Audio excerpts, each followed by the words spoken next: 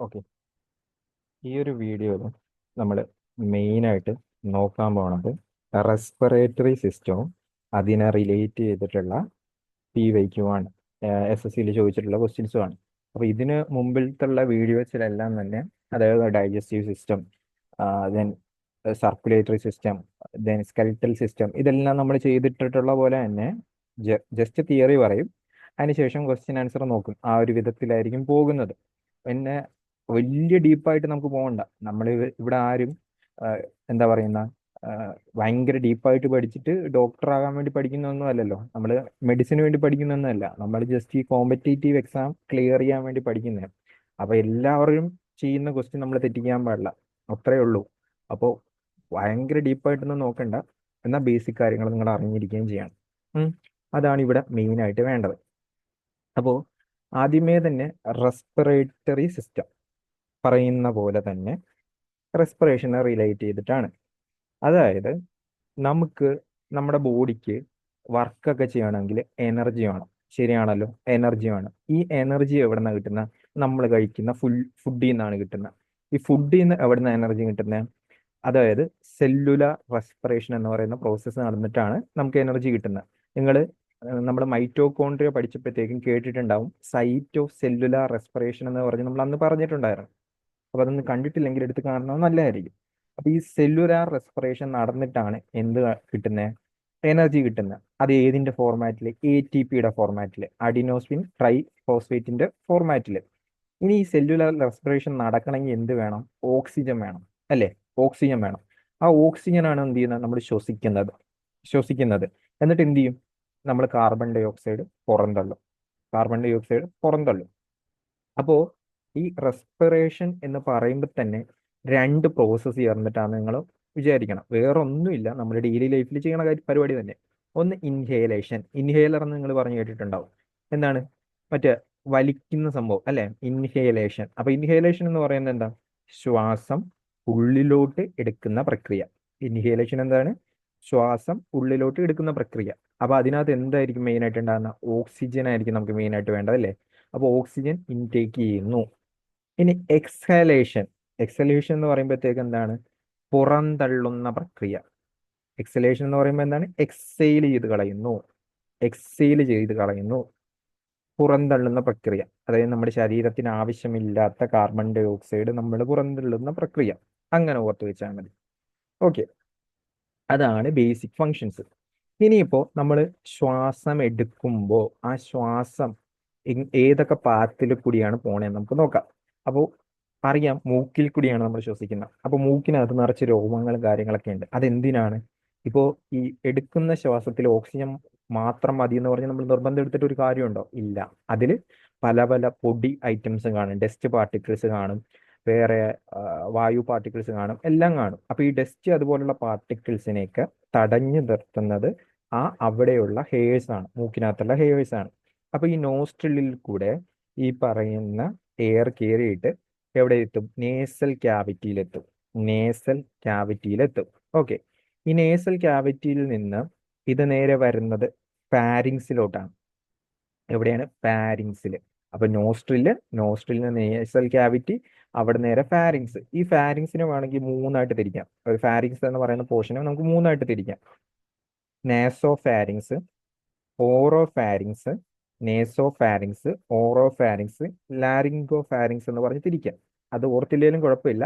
Pharynx, നോസ്ട്രിലിൽ നിന്ന് nasal cavity എത്തി, ദെൻ ഫാരിങ്സിലെത്തി. ഫാരിങ്സിൽ നിന്ന് ഇത് വരുന്നത് നമ്മൾ കേട്ടിട്ടുണ്ടാവും. നമ്മളിവിടെ ഡൈജസ്റ്റീവ് സിസ്റ്റം പഠിച്ചപ്പോൾ പറഞ്ഞാണ്, ഫുഡിനും അതുപോലെ തന്നെ നമ്മൾ ഇൻടേക്ക് ചെയ്യുന്ന ഫുഡിനും എയർ സർക്കുലേഷനും വേണ്ടി എന്താണുള്ളത്? ഒറ്റ പൈപ്പാണുള്ളത്, അല്ലേ? അതിന് എപ്പിഗ്ലോട്ടിസ് എന്ന് പറയുന്ന ഒറ്റ ഇൻടേക്ക് ആണുള്ളത്. അതിന് എപ്പിഗ്ലോട്ടിസ് എന്ത് ചെയ്യുന്നു? തടഞ്ഞു വെക്കുന്നു എന്ന് നമ്മൾ കേട്ടിട്ടുണ്ടാവും. ഓക്കെ. അവിടെ നിന്ന് ഇത് അവിടെ വരുന്നു, എന്നിട്ട് ട്രക്കിയയിലോട്ട് എത്തുന്നു. എന്നിട്ട് എവിടെ എത്തുന്നു? ട്രക്കിയയിലോട്ട് എത്തുന്നു. ഈ ട്രക്കിയയിലോട്ട് എത്തിയതിന് ശേഷം ഇത് പിന്നീട് അടുത്ത ഇതിന്റെ പാത്ത് എന്ന് പറയുന്നത് ബ്രോങ്കസ് ആണ്. ഈ ബ്രോങ്കസ് ഒക്കെ എന്താണെന്ന് ഞാൻ പറഞ്ഞുതരാം. ഇങ്ങനെ രണ്ട് ബ്രാഞ്ച് ആയിട്ട് തിരിഞ്ഞു പോകും. ദെൻ ഇത് വീണ്ടും ബ്രാഞ്ചസ് ആയിട്ട് മാറും. അതിന് നമ്മൾ ബ്രോങ്കിയോൾസ് എന്ന് പറയും. എന്തെന്ന് പറയും? ബ്രോങ്കിയോൾസ്. ഈ ബ്രോങ്കിയോൾസിന്റെ ടിപ്പിനകത്തായിട്ട് ഒരു മുട്ട് പോലത്തെ സാധനം കാണപ്പെടുന്നു. ഇതിനെ നമ്മൾ പറയുന്ന പേരാണ് ആൽവിയോളെ എന്ന് പറയും. എന്തെന്ന് പറയും? ആൽവിയോളെ. ദെൻ ഈ പറയുന്ന ശ്വാസകോശത്തിന് അറ്റാച്ച് ചെയ്തിരിക്കുന്ന ഈ ഒരു പോർഷനെ നമ്മൾ പറയുന്ന പേരാണ് ഡയഫ്രം. ഡയഫ്രം ഈ പറയുന്ന നമ്മുടെ റെസ്പിറേഷനിൽ വഹിക്കുന്ന പങ്ക് ഭയങ്കര കൂടുതലാണ്. ഓക്കെ. ദെൻ ഈ ബ്രോങ്കസ് ഞാൻ കുറച്ചുകൂടി നന്നായിട്ട് നല്ല രീതിക്ക് പറഞ്ഞുതരാം. ഇതിപ്പോ ഒരു മുന്തിരിയാണ്. മുന്തിരിയുടെ ആ എന്താ പറയുന്ന കമ്പാണ്. മുന്തിരി ഞാൻ കഴിച്ചു, ബാക്കിയുള്ള കമ്പാണ് കേട്ടോ അത്. അപ്പോൾ ഇതിപ്പോ ട്രക്കിയാണ് നിങ്ങൾ വിചാരിക്കുക. ഇതൊരു ട്രക്കിയാന്ന് വിചാരിക്കുക. ട്രക്കിയെന്ന് ഇങ്ങനെ ബ്രാഞ്ചസ് ആയിട്ട് മാറും. ട്രക്കിയെന്ന് ഇതിങ്ങനെ ബ്രാഞ്ചസ് ആയിട്ട് മാറും. ആ ബ്രാഞ്ചസിനെ പറയുന്ന പേര്, ആ രണ്ട് ബ്രാഞ്ചസ് ആയിട്ട് തിരിയുമല്ലോ, ആ പറയുന്ന പേരാണ് ബ്രോങ്കസ് എന്ന് പറയും. നമ്മൾ എന്തെന്ന് പറയും? ബ്രോങ്കസ്. ഈ ബ്രോങ്കസ് വീണ്ടും ബ്രാഞ്ചസ് ആയിട്ട് തിരിയും. കണ്ടല്ലോ, ഈ ബ്രോങ്കസ് വീണ്ടും ബ്രാഞ്ചസ് ആയിട്ട് തിരിയും. അതിന് നമ്മൾ എന്ത് പേര് പറഞ്ഞു? അതിന് പറഞ്ഞ പേരാണ് ബ്രോങ്കിയോൾസ് എന്ന് പറഞ്ഞു. ബ്രോങ്കിയോൾസ് എന്ന് പറഞ്ഞു. എന്നിട്ട് ഇതിന്റെ ടിപ്പിലായിട്ട് മുന്തിരി ഉണ്ടായിരുന്നു. ഇപ്പൊ തൽക്കാലം ഒരു വട്ടം ഉണ്ടെന്ന് വിചാരിക്കാം. മുന്തിരിയുടെ പോലെ അല്ലെങ്കിൽ ഒരു ഇങ്ങനെ വട്ടത്തിൽ വട്ടത്തിൽ കുറച്ച് സാധനം കാണാൻ പറ്റും. ഇതാണ് ഈ പറയുന്ന എന്താ പറയുന്ന ആൽവിയോളേസ് എന്ന് പറയുന്നത്. ആൽവിയോളേസ്. ഓക്കെ. ആ ടിപ്പിൽ കാണുന്ന ഐറ്റം. ഓക്കെ. ഇങ്ങനെ കുനുക്കു കുനുക്കു കാണപ്പെടുന്ന ഐറ്റം ഇതാണെന്ന് പറയുന്ന ആൽവിയോസ്. ഓക്കെ. ഇതാണ് നമ്മുടെ ആ ബ്രോങ്കസിന്റെ കേസിൽ നിങ്ങൾ അല്ല മീൻസ് ലെങ്സ് എടുത്ത് നോക്കിക്കഴിഞ്ഞാൽ നിങ്ങൾക്ക് കാണാൻ പറ്റുന്ന സ്ട്രക്ചർ. എനിക്കിത് കണ്ടപ്പോഴത്തേക്കും ഇത് അവിടെ കണക്റ്റ് ആയിട്ട് തോന്നി, അതുകൊണ്ടാണ് ഞാൻ ഇതെടുത്ത് യൂസ് ചെയ്തിരിക്കുന്നത്. ഇനിയിപ്പോ ഞാൻ ആൽവിയോൾ എടുക്കുകയാണെങ്കിൽ നമ്മുടെ ശരീരത്തിൽ ഏകദേശം 300 മില്യൺ, എത്രയാണ്? 300 മില്യന്റെ അടുപ്പിച്ചിട്ടാണ് ആൽവിയോൾസ് വരുന്നത്. ഒരു അഡൾട്ട് ആയിട്ടുള്ള ഒരു ലെങ്സിൽ, രണ്ട് ലെങ്സിലും കൂടി ചേർന്നിട്ട് അഡൾട്ട് പേഴ്സന്റെ കേസിൽ ഏകദേശം മില്യൺസ് ഓഫ് ആൽവിയോൾസ് ആണ് വരുന്നത്. ഇത് എന്തിനാണെന്ന് ചോദിച്ചു കഴിഞ്ഞാൽ ഇതാണ് സൈറ്റ് ഓഫ് ഗ്യാസ് എക്സ്ചേഞ്ച് എന്ന് പറയുന്നത്. സത്യം പറഞ്ഞ ഈ പറയുന്ന ആൽവിയോൾസ് ആണ് സൈറ്റ് ഓഫ് ഗ്യാസ് എക്സ്ചേഞ്ച് എന്ന് പറയുന്നത്. ഈ ആൽവിയോൾസ് ഉള്ളത് കാരണം ഏരിയ വർദ്ധിക്കപ്പെടുന്നു. എന്തു പറ്റുന്നു? Surface area വർദ്ധിക്കപ്പെടുന്നു. കറക്റ്റ് ആയിട്ട് പറഞ്ഞു കഴിഞ്ഞാൽ ഇതിനെല്ലാത്തിനെയും അടിച്ചൊന്ന് പരത്തി നിവർത്തി വെച്ച് കഴിഞ്ഞാൽ ഏകദേശം ഒരു നമ്മുടെ ടെന്നീസ് കോർട്ടില്ലേ, ടെന്നീസ് കോർട്ടിന്റെ അത്രയും വീതി ഇതിനകത്ത് വരും എന്നാണ് പറയപ്പെടുന്നത്. അപ്പൊ ഏരിയ വർദ്ധിക്കാൻ സഹായിക്കുന്നത് അല്ലെങ്കിൽ സൈറ്റ് ഓഫ് ഗ്യാസ് എക്സ്ചേഞ്ച് എന്നൊക്കെ അറിയപ്പെടുന്ന ഏതാണ്? ആൽവിയോൾസ് ആണ്. ഏതാണ്? ആൽവിയോൾസ് ആണ്. ഇനി നിങ്ങൾ സ്ട്രക്ചർ ഒന്നുകൂടി നോക്കുക. എപ്പിഗ്ലോട്ടീസ് നമ്മൾ പറഞ്ഞു, ദെൻ ലാരിങ്സ് നമ്മൾ പറഞ്ഞു. ഓക്കെ. ട്രക്കിയ വന്നു, അവിടുന്ന് നമ്മൾ ബ്രോങ്കിയോൾസ് പറഞ്ഞു, ബ്രോങ്കസ് പറഞ്ഞു, ദെൻ ആൽവിയോൾസ് പറഞ്ഞു. ദെൻ ഇവിടെ സൈഡിലായിട്ട് നിങ്ങൾക്ക് കാണാൻ പറ്റുന്നതാണ് പ്ലൂറൽ മെംബ്രെയിൻ. പ്ലൂറൽ മെംബ്രെയിൻ എന്ന് വെച്ച് കഴിഞ്ഞാൽ നമ്മുടെ ലങ്സിന്റെ ഇന്നർ സർഫേസിനെയും ഔട്ടർ സർഫേസിനെയും കണക്ട് ചെയ്യുന്ന ഒരു പോർഷൻ ആണെന്ന് നിങ്ങൾ അങ്ങ് വിചാരിച്ചാൽ മതി. ലങ്സിന്റെ ഇന്നർ പോർഷനെയും ഔട്ടർ പോർഷനെയും കണക്ട് ചെയ്യുന്ന പോർഷനാണ് എന്ന് വിചാരിച്ചാൽ മതി പ്ലൂറൽ മെംബ്രെയിൻ. ഓക്കെ. അത്രയും ഓർത്ത് വെച്ചാൽ മതി. ഓക്കെ. ഇനി ഇതിന്റെ കൂട്ടത്തിൽ നമ്മൾ പഠിച്ചു പോകുന്ന കുറച്ച് കാര്യങ്ങളുണ്ട്. എന്ന് വെച്ച് കഴിഞ്ഞാൽ ഈ ഡയഫ്രത്തിന്റെ ഫംഗ്ഷനൊക്കെ നമ്മൾ പഠിക്കണം. ഓക്കെ. അതിനു മുമ്പ് നമ്മൾ ഇൻഹേലേഷനും എക്സ്ഹേലേഷനും പറഞ്ഞില്ലേ, അതുപോലെ തന്നെ റെസ്പിറേഷനിൽ പഠിക്കേണ്ട കുറച്ച് ഐറ്റംസ് ആണ് ടൈഡൽ വോളിയം. എന്താണ് ടൈഡൽ വോളിയം എന്ന് പഠിക്കണം. എന്താണ് ടൈഡൽ വോളിയം എന്ന് പഠിക്കണം. ഓക്കെ. നമ്മൾ +2 ബയോളജി എടുത്തവർക്കൊക്കെ ഈ സാധനം അറിയാൻ പറ്റും. അതുപോലെ തന്നെ വൈറ്റൽ കപ്പാസിറ്റി എന്താണെന്ന് പഠിക്കണം. വൈറ്റൽ കപ്പാസിറ്റി എന്താന്ന് പഠിക്കണം. ഓക്കെ. ദെൻ റെസിഡുവറി വോളിയം എന്താന്ന് പഠിക്കണം. റെസിഡുവൽ എയർ എന്താന്ന് പഠിക്കണം. ദെൻ ഒരെണ്ണം കൂടിയുണ്ട് നമുക്ക് ഓർത്തിരിക്കേണ്ടത്, ISV എന്ന് പറയും. ISV എന്ന് വെച്ച് കഴിഞ്ഞാൽ inspiratory reserve volume. Inspiratory reserve volume. Okay. Tidal volume എന്ന് പറയുന്ന നമ്മൾ ഈ ഇൻഹലേഷനും എക്സലേഷനും കൂടി ചേർന്നിട്ടാണ് സത്യം പറഞ്ഞ റെസ്പിറേഷൻ എന്ന് പറയുന്നത്. ഓക്കെ. ഇൻഹലേഷനും എക്സലേഷനും കൂടി ചേർന്നിട്ടാണ് എന്തെന്ന് പറയുന്നത്? റെസ്പിറേഷൻ എന്ന് പറയുന്നത്. ഓക്കെ. ഈ ടൈഡൽ വോളിയം എന്ന് വെച്ച് കഴിഞ്ഞാൽ ഒരു നോർമൽ പേഴ്സൺ ഒരു എഫേർട്ടും ഇല്ലാതെ, അതായത് ഫോഴ്സ്ഡ് അല്ലാതെ, ജസ്റ്റ് ഒരു എഫേർട്ടും ഇല്ലാതെ ബ്രീത്ത് ചെയ്യുന്ന അല്ലെങ്കിൽ ഇൻസ്പയർ ചെയ്യുന്ന എക്സ്പയർ ചെയ്യുന്ന രണ്ടും ചെയ്യണം. Okay. Volume of air normally inspired and expired within a breath without effort ഒന്നും കൂടാതെ എക്സ്പയർ ചെയ്യുന്ന വോളിയം ഓഫ് എയർ ആണ് എന്തെന്ന് പറയുന്നത്, ടൈഡൽ വോളിയം എന്ന് പറയുന്നത്. ടൈഡൽ വോളിയം എന്ന് പറയുന്നത്. ഓക്കെ. ഇനി അത് ഏകദേശം ഒരു അഡൽട്ട് ഹെൽത്തി പേഴ്സന്റെ കേസ് എടുത്തു കഴിഞ്ഞാൽ 500 ml അടുപ്പിച്ച് വരും. അത് ഓർത്തില്ലെങ്കിലും വലിയ സീനില്ല. അടുത്തത് വൈറ്റൽ കപ്പാസിറ്റി വരും. പറയുമ്പോൾ തന്നെ അറിയാം, വൈറ്റൽ കപ്പാസിറ്റി എന്തിൻ്റെയും കപ്പാസിറ്റിയാണ് എന്ന് വെച്ച് കഴിഞ്ഞാൽ മാക്സിമം എമൗണ്ട് ഓഫ് എയർ ആണ്. ഓക്കെ. എന്ത് ചെയ്യുന്ന, പുറന്തള്ളുന്ന, എക്സ്പെല് ചെയ്യുന്ന മാക്സിമം എമൗണ്ട് ഓഫ് എയർ എപ്പോ ഈ ലെങ്സ് നമ്മൾ ഫുള്ളായി കഴിഞ്ഞിട്ട് നമ്മൾ എക്സ്പെല് ചെയ്യുവാണ്, പുറന്തള്ളുവാണ്. അതിന്റെ മാക്സിമം എമൗണ്ട് ഓഫ് എയറിനെയാണ് നമ്മൾ എന്തെന്ന് പറയുന്നത്, വൈറ്റൽ കപ്പാസിറ്റി എന്ന് പറയുന്നത്. ഓക്കെ. അപ്പോൾ വൈറ്റൽ കപ്പാസിറ്റി എന്ന് വെച്ച് കഴിഞ്ഞാൽ എന്താണെന്ന് ചോദിച്ചു കഴിഞ്ഞാൽ it is a maximum amount of air a person can expel from the lungs after filling the lungs to their maximum extent. Maximum എക്സ്റ്റെൻറ്റിൽ ലെങ്സ് ഫില്ല് ചെയ്തതിന് ശേഷം പുറന്തള്ളപ്പെടുന്ന എയറിന്റെ അളവ്. ഓക്കെ. Vital capacity. ഇനി റെസിഡുവൽ വോളിയം എന്ന് പറയുമ്പോഴത്തേക്കും നമ്മൾ ഒരു എന്താ പറയുക, എക്സ്പെല് ചെയ്തതിന് ശേഷം, പുറന്തള്ളിക്കഴിഞ്ഞതിന് ശേഷം, എക്സലേഷന് ശേഷം നമ്മുടെ ശ്വാസകോശത്തിൽ അവിടെ ഇവിടെയൊക്കെ ആയിട്ട് കുറച്ച് എയർ റിമെയിൻ ആയിട്ട് കിടക്കും. ഓക്കെ. നമ്മൾ എക്സ്പെല് ചെയ്തതിന് ശേഷം നമ്മുടെ ഈ പറയുന്ന ശ്വാസകോശത്തിൽ കുറച്ച് എയർ റിമെയിൻ ആയിട്ട് അവിടെ കിടക്കും. ഇതിനെയാണ് റെസിഡുവൽ വോളിയം എന്ന് പറയുന്നത്. ഓക്കെ. ബാക്കി വരുന്ന, മിച്ചം വരുന്ന, റിമൈനിങ് വരുന്ന എയർ. ഓക്കെ. അതാണ് എന്തെന്ന് പറയുന്നത്, റെസിഡുവൽ വോളിയം എന്ന് പറയുന്നത്. റെസിഡുവൽ വോളിയം എന്ന് പറയുന്നത്. Okay.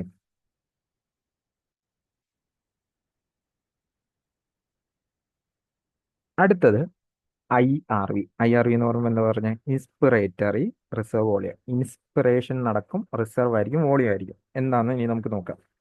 Extra volume of air. എന്താണ് extra volume of air? Extra volume of air that can be inspired beyond the tidal volume. Tidal വോളിയത്തിനേക്കാളും കൂടുതൽ ഇൻസ്പയർ ചെയ്യാൻ പറ്റുന്ന വോളിയം, അതാണ് വോളിയം ഓഫ് എയർ. അതാണ് IRV, ഇൻസ്പിറേറ്ററി റിസർവ് വോളിയം എന്ന് പറയാം. Extra volume of air that can be inspired beyond the tidal volume is known as എന്തെന്ന് പറയും, inspiratory reserve volume. Inspiratory reserve volume ഏകദേശം 250 to 300 ml ആണത് നമുക്ക് വരുന്നത്. ഓക്കെ. ഇനി ശ്വാസകോശം എങ്ങനെയാണ് വർക്ക് ചെയ്യണമെന്ന് നോക്കാം. എന്ന് വെച്ച് കഴിഞ്ഞാൽ നമുക്ക് ചോദ്യമുണ്ട് ഈ ഡയഫ്രത്തിനെ റിലേറ്റ് ചെയ്തിട്ട്. അപ്പൊ അതിനു മുമ്പ് നിങ്ങൾ കാണുമ്പോൾ തന്നെ അറിയാം, ലങ്സുമായിട്ട് അറ്റാച്ച് ചെയ്തിട്ടാണ് ഈ പറയുന്ന ഡയഫ്രം കിടക്കുന്നത്. ശരിയാണല്ലോ? ലങ്സുമായിട്ട് അറ്റാച്ച് ചെയ്തിട്ടാണ് ഈ ഡയഫ്രം കിടക്കുന്നത്. അത് അവിടെ ഇരിക്കട്ടെ. അപ്പോൾ ഇതൊരു സിറിഞ്ചാണ്. ഈ സിറിഞ്ച് നോക്കിക്കോണേ, ഏകദേശം ഇതുപോലെയാണ് നമ്മുടെ ഈ പറയുന്ന ശ്വാസകോശത്തിന്റെ വർക്ക്. ഈ സിറിഞ്ചിന്റെ ഈ താഴത്തെ പോർഷൻ, ഇത് ഡയഫ്രം ആണെന്ന് നിങ്ങൾ കരുതുക. ഇത് ഡയഫ്രം ആണെന്ന് കരുതുക. ഓക്കെ. ഇതാണ് നമ്മുടെ ശ്വാസകോശം എന്ന് കരുതുക. ഓക്കെ. അപ്പോ ഞാൻ ഒന്നുകൂടി കാണിച്ചു തരാം. നിങ്ങൾ ശ്രദ്ധിക്കുന്നുണ്ടാവും, ആ ഡയഫ്രം ആ സിറിഞ്ചിന്റെ ആ സംഭവം താഴോട്ട് വന്നപ്പോഴത്തേക്ക് ഇതിനകത്ത് കുറെ എയർ വലിച്ചെടുക്കാൻ പറ്റി. ഏകദേശം ഇതുപോലെയാണ് നമ്മുടെ ശ്വാസകോശം വർക്ക് ചെയ്യുന്നത്. അതായത് നിങ്ങളുടെ ഈ ഡയഫ്രം ഉണ്ടല്ലോ, ഈ ഡയഫ്രം താഴോട്ട് വലിക്കുവാണ്. ഓക്കെ. താഴോട്ട് വലിക്കുവാണ്. ഓക്കെ. താഴോട്ട് വലിക്കുമ്പോഴത്തേക്ക് എന്ത് പറ്റും, ഈ പറയുന്ന, അല്ലെങ്കിൽ ഡയഫ്രം കോൺട്രാക്ട് ചെയ്യാണ്. കോൺട്രാക്ട് ചെയ്യുമ്പോഴത്തേക്കും ഇത് താഴോട്ട് വലിക്കപ്പെടും. കോൺട്രാക്ട് ചെയ്യുമ്പോൾ ഇത് എന്ത് ചെയ്യും, താഴോട്ട് വലിക്കപ്പെടും. അതുമൂലം എന്ത് പറ്റും, ശ്വാസകോശം ഒന്ന് പുറത്തോട്ട് പോകുന്ന രീതിയിൽ, അല്ലെങ്കിൽ അതിന്റെ വലിപ്പം കൂടും. എന്ത് പറ്റും, ശ്വാസകോശം വലിപ്പം കൂടും. ശരിയാണല്ലോ? ശ്വാസകോശം വലിപ്പം കൂടും. ഡയഫ്രം കോൺട്രാക്ട് ചെയ്യും, അത് താഴോട്ട് വലിക്കപ്പെടും. ഇതിന്റെ ഫലമായിട്ട് ചെസ്റ്റ് ക്യാവിറ്റിയിലുള്ള എന്ത് ഏരിയ കൂടും. ഏരിയ കൂടുമ്പോൾ എന്ത് ചെയ്യും, ലങ്സ് എക്സ്പാൻഡ് ചെയ്യുമ്പോൾ എന്ത് ചെയ്യും, ഇതിനകത്ത് നമുക്ക് കുറേ എയർ എടുക്കാൻ പറ്റും. അതാണ് എന്തിന്റെ സമയത്ത് നടക്കുന്നത്, നമ്മൾ എയർ ഇൻടേക്ക് ചെയ്യുമ്പോൾ അല്ലെങ്കിൽ ഇൻസ്പിറേഷന്റെ സമയത്ത് ഇതാണ് നടക്കുന്നത്. ഇൻടേക്ക് ചെയ്യുന്ന സമയത്ത് ഇതാണ് നടക്കുന്നത്. ഡയഫ്രം താഴോട്ട് വലിക്കും. അപ്പോൾ എന്ത് ചെയ്യും, ഈ പറയുന്ന ശ്വാസകോശം പുറത്തോട്ട് പോകും. എന്ന് വെച്ച് കഴിഞ്ഞാൽ വലുതാകാന്ന് വിചാരിച്ചാൽ മതി. ഇങ്ങോട്ടേക്ക് വരുമ്പോൾ ഇതിന്റെ വലിപ്പം കൂടുകയല്ലേ ചെയ്യുന്നത്, പുറത്തോട്ട് പോകുമ്പോൾ ഇത് വലിപ്പം കൂടുകയല്ലേ. അപ്പോൾ ക്വസ്റ്റ്യനകത്ത് ചിലപ്പോൾ ഔട്ട്വേർഡ് അല്ലെങ്കിൽ അപ്വേർഡ് എന്നൊക്കെ പറഞ്ഞായിരിക്കും തരുന്നത്.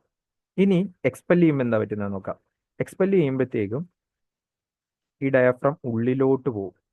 ശരിയാണല്ലോ, ഡയഫ്രം ഉള്ളിലോട്ട് അങ്ങ് പോകും, നമ്മുടെ സിറിഞ്ചിന്റെ നേരെ ഓപ്പോസിറ്റ്. അപ്പോൾ ഉള്ളിലോട്ട് ഞാൻ ഇങ്ങോട്ടേക്ക് തള്ളുവാണ്. തള്ളുമ്പോൾ എന്ത് ചെയ്യും? സിറിഞ്ചിന്റെ അകത്തെ വെള്ളം എല്ലാം പുറത്തോട്ട് പോകത്തില്ലേ? അതുപോലെ തന്നെ ഈ പറയുന്ന ശ്വാസകോശം ചെറുതാകാൻ തുടങ്ങും. ഉം. ഇത് ചെറുതാകാൻ തുടങ്ങും ഉള്ളിലോട്ട് തള്ളുമ്പോൾ. അപ്പോൾ ഇതിന്റെ അകത്തുള്ള പ്രഷറിന് അവിടെ ഇതിന്റെ അകത്തുള്ള എയറിന് പ്രഷർ കാരണം അവിടെ നിൽക്കാൻ പറ്റത്തില്ല. അപ്പോൾ എന്ത് ചെയ്യും? ഇത് നേരെ വെളിയിലോട്ട് പോകും. അപ്പോൾ എന്ത് ചെയ്യും? ഇത് നേരെ വെളിയിലോട്ട് പോകും. അപ്പോൾ എക്സലേഷന്റെ ടൈമിൽ എന്ത് നടക്കും? ഈ പറയുന്ന ആ, നമ്മുടെ ഡയഫ്രം ഇൻവേർഡ് ആയിട്ട് മൂവ് ചെയ്യും. അതിന്റെ ഫലമായിട്ട് എന്ത് പറ്റും? എയർ പുറന്തള്ളപ്പെടും. ഇതിനെ ബേസ് ചെയ്തിട്ട് നമുക്ക് ക്വസ്റ്റ്യൻ വരാറുണ്ട്. ഇനി ബേസിക് ആയിട്ട് അറിയേണ്ട രണ്ട് കാര്യങ്ങളുണ്ട്. നമ്മുടെ റെസ്പിറേഷൻ രണ്ട് തരത്തിലുള്ള, ഒന്ന് എയറോബിക് റെസ്പിറേഷൻ എന്ന് പറയും, അടുത്ത അൺഎയറോബിക് റെസ്പിറേഷൻ എന്ന് പറയും. എയറോബിക് റെസ്പിറേഷൻ പേര് പറയുന്ന പോലെ എയർ ഉണ്ടാകണം, ഓക്സിജന്റെ പ്രസൻസിൽ നടക്കുന്നതാണ് എയറോബിക് റെസ്പിറേഷൻ. അൺഎയറോബിക് റെസ്പിറേഷൻ പേര് പറയുന്ന പോലെ തന്നെ ഓക്സിജന്റെ അഭാവത്തിൽ നടക്കുന്നതാണ്. അൺഎയറോബിക് റെസ്പിറേഷൻ എന്താണ്? ഓക്സിജന്റെ അഭാവത്തിൽ നടക്കുന്നതാണ്. എയറോബിക് പേരിൽ തന്നെയുണ്ട് ഓക്സിജന്റെ പ്രസൻസിൽ.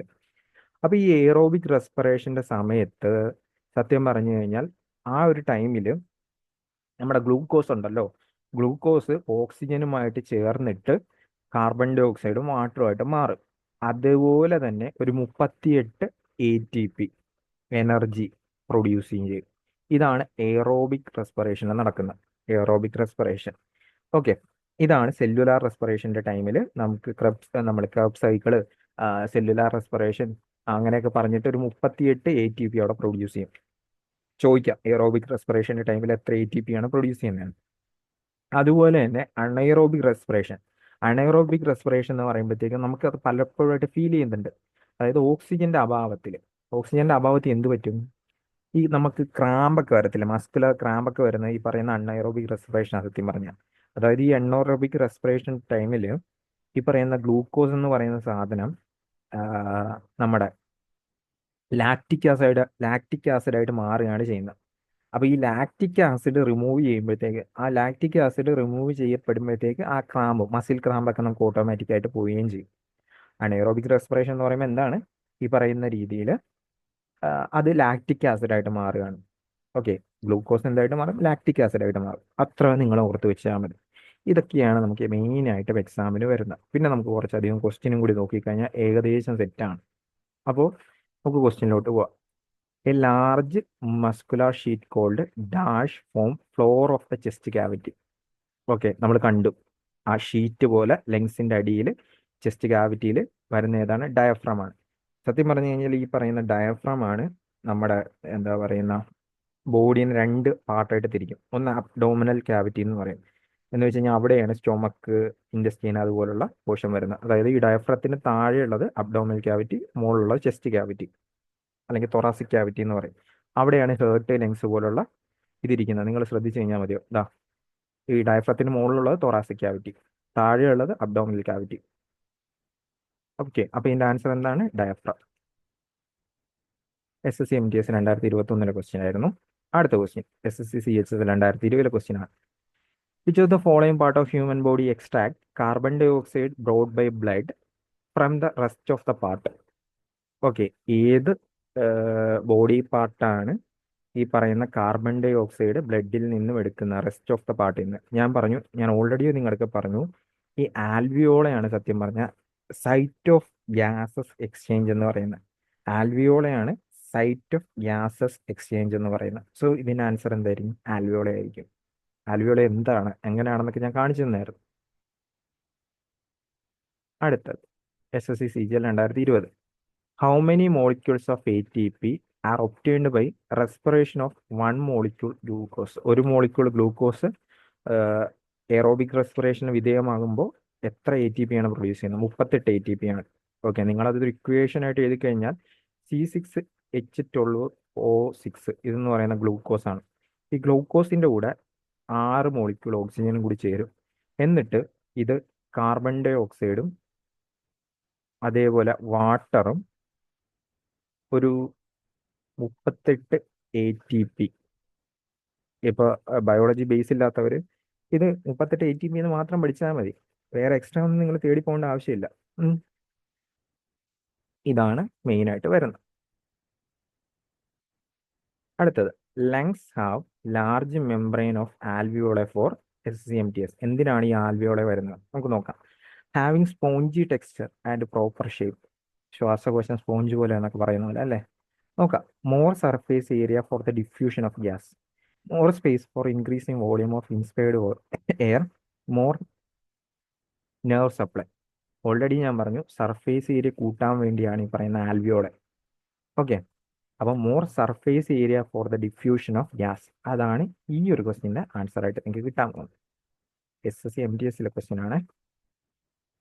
During the heavy exercise we get cramps in legs due to the accumulation of dash.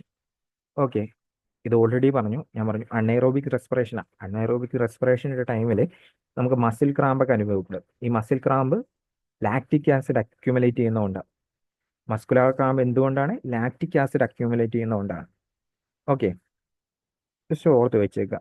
ഇത് കുറച്ച് കഴിയുമ്പോൾ മസിൽ ക്രാമ്പൊക്കെ കുറച്ച് കഴിയുമ്പോൾ ഓട്ടോമാറ്റിക്കായിട്ട് റിമൂവ് ചെയ്യും. എന്ന് വെച്ച് കഴിഞ്ഞാൽ നമ്മുടെ ശരീരത്തിലുള്ള ഈ പറയുന്ന ഹെപ്പാറ്റിക് സെൽസ് ലിവറിലുള്ള, അല്ലെങ്കിൽ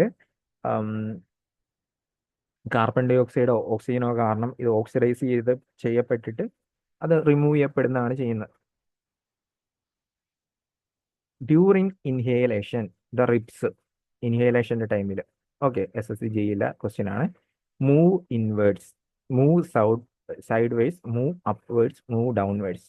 ഞാൻ ഓൾറെഡി നിങ്ങൾക്ക് ഫിഗർ അടക്കം വരച്ച് കാണിച്ചു തന്നു. ഡയഫ്രം താഴോട്ട് വരും, എന്ന് വെച്ച് കഴിഞ്ഞാൽ ഡയഫ്രം കോൺട്രാക്ട് ചെയ്യും. ഡയഫ്രം കോൺട്രാക്ട് ചെയ്യുമ്പോഴത്തേക്ക് നമ്മുടെ ഇൻഹേലേഷൻ്റെ ടൈമല്ലേ, നമ്മുടെ ഈ പറയുന്ന ചെസ്റ്റ് ക്യാവിറ്റി എക്സ്പാൻഡ് ചെയ്യും. ചെസ്റ്റ് ക്യാവിറ്റി എക്സ്പാൻഡ് ചെയ്യണമെങ്കിൽ റിബ്സ് പുറത്തോട്ട് പോകണം, മൂവ് അപ്വേർഡ്സ് ആണ്. ഓക്കെ, ഇങ്ങനെ പുറത്തോട്ട് വരുമ്പോഴത്തേക്കായിരിക്കും ഇവിടെ ഇരിക്കുന്ന ലങ്സ് വലുതാകുന്നത്. ഓക്കെ, ഇത് SSC GL ക്വസ്റ്റ്യൻ ആയിരുന്നു. സ്വാഭാവികമായിട്ടും ഇതിൻ്റെ അകത്ത് പ്രഷർ കുറയും. എങ്ങനെ പ്രഷർ കുറയും? ഇപ്പം ഏരിയ കൂടുമ്പോഴത്തേക്ക്, ഇപ്പം ഇതിനകത്ത് കുറച്ച് എയർ മോളിക്യൂൾസ് ഉണ്ടെന്ന് വിചാരിച്ചോ, ഇത് ഭയങ്കരമായിട്ട് ഞെരിഞ്ഞിരിക്കുവാണ്. അതായത് നിങ്ങൾ പുട്ട് കുറ്റിയുടെ അകത്ത് പുട്ട് തള്ളിക്കയറ്റുന്ന പോലെ. അപ്പോൾ അതിൻ്റെ ഏരിയ കൂടിയെന്ന് വിചാരിച്ചത്. പക്ഷെ അതേസമയം നിങ്ങൾ അതിനകത്തിടുന്ന അതൊന്നും വേണ്ട. ഓക്കെ, നിങ്ങൾ ഹോസ് കണ്ടിട്ടുണ്ടാവും. ഹോസിൻ്റെ ഏരിയ കൂടുമ്പോഴത്തേക്ക് വെള്ളത്തിൻ്റെ ഫോഴ്സ് കുറയത്തില്ലേ? അതേ സെയിം സംഭവമാണ്. അപ്പോൾ ഇതിൻ്റെ അകത്തുള്ള എയർ മോളിക്യൂൾസ് എന്ത് ചെയ്യും? ഇതിൻ്റെ അകത്തുള്ള എയർ മോളിക്യൂൾസ് ഏരിയ വികസിക്കുമ്പോൾ പ്രഷർ കുറയും. ഓക്കെ, അതാണ് അവിടെ സംഭവിക്കുന്നത്. During exhalation the ribs move outwards, move downwards, move upwards, do not move at all. Move downwards ആയിരിക്കും. മൂവ് ഡൗൺവേർഡ്സ് ആയിരിക്കും വരുന്നത്. നേരെ ഓപ്പോസിറ്റ് നമ്മൾ പറഞ്ഞല്ലോ. Anaerobic respiration refer to the which of the following. ഇതും പ്രീവിയസ് ഇയർ ക്വസ്റ്റ്യൻ ആണ് കേട്ടോ. Respiration without oxygen, respiration with oxygen, respiration without carbon dioxide, respiration without carbon dye oxide. നമ്മൾ അൺഎയറോബിക് എയറോബിക്കും പറഞ്ഞപ്പോൾ ഓക്സിജനെ കണക്ട് ചെയ്തിട്ടാണ് പറഞ്ഞ. അൺഎയറോബിക് ആണ്, എയർ ഇല്ല. That means respiration without oxygen.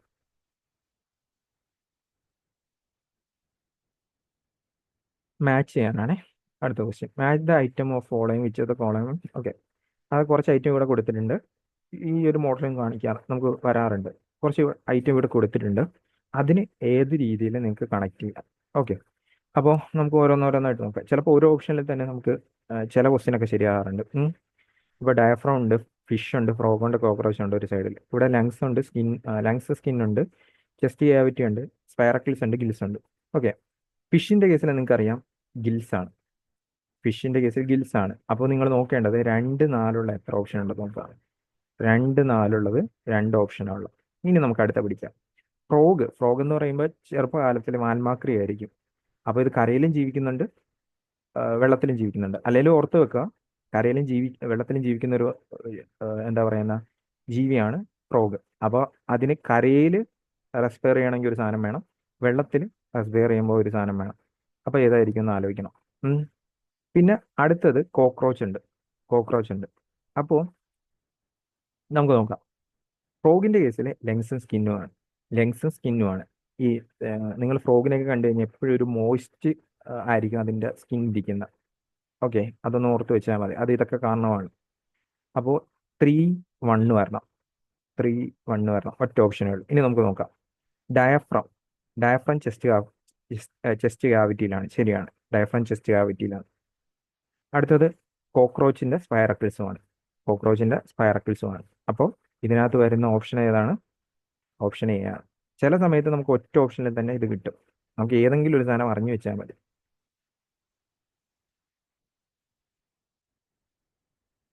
Okay, അതാണ് നമുക്ക് മെയിൻ ആയിട്ടുള്ളത്. അപ്പോൾ നിങ്ങൾ ഇത് നോക്കുക, പഠിക്കുക.